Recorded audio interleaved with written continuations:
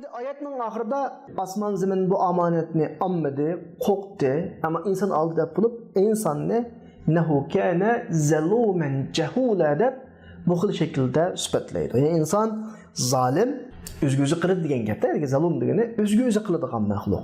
Jahul, nodon da'vatidi. Bu insonning normal holati uchun berilgan hukm bo'lmasligi kerak.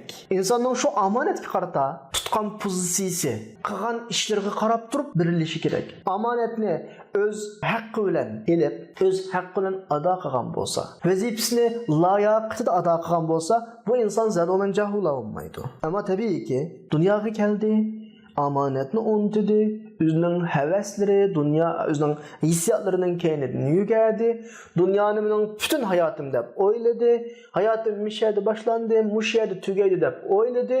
Undan keyingi vazifasi tugagandan keyingi oldin keladigan savol, so'roqni, hisobotni o'ylamadi. Bu inson zalum inson, o'zga-o'zi qilgan inson.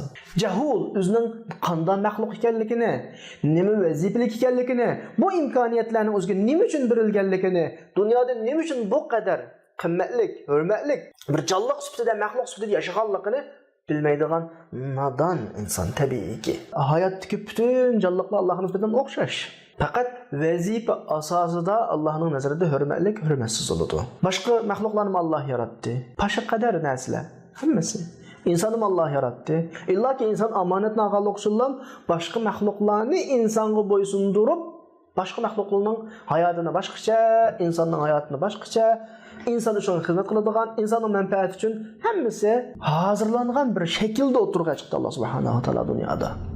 Bir misal alsak, masalan, bir odamning bir necha ballari bor, bir korxoncha bu o'zi, ballarining birini kelib taraqqiy qilgan davlatdan birida qaysinglar o'qib, masalan, doktorlikni yoki cho'ng unvonni olib kelsanglar, mening korxonamning yerimi shuningki, korxonamni shunga beraman degan bo'lsa, ballarning ichidan o'ziga ishonch qila olgan yoki birisi men borman deb o'tirg'i chiqdi. Qolgan qarindoshlar qolib qoldi. Qolgan qarindoshlar burun hayot yashaydi. Burun qanday yashaydigan bo'lsa, shunday yashaydi. Ammo qarindoshininki bundan keyingi hayoti men deb o'tirg'i chiqqan ash bir balning hayoti shu dadisi istagan shaklda vazifasini ado qilib kelanmaslikka bog'landi. Bu shaklda tushunsak bo'ldi insonning masalasini. U davlatga berib, dadam meni mana shaklda bilim olib kelishga avatdi. Men dadamning cho'qim mendan talab qilgan vazifasini ado qilsam bo'lmaydi degan shaklda shu vazifasini ado qilib talab bo'yicha qaytib kelgan bo'lsa, tamam, uning hayoti ajoyib boshqa qarindoshlardan oshgan, yuksak bir hayotga erishdi. Chunki butun korxona uning o'rnida hisobda. Biz olgan misol shu.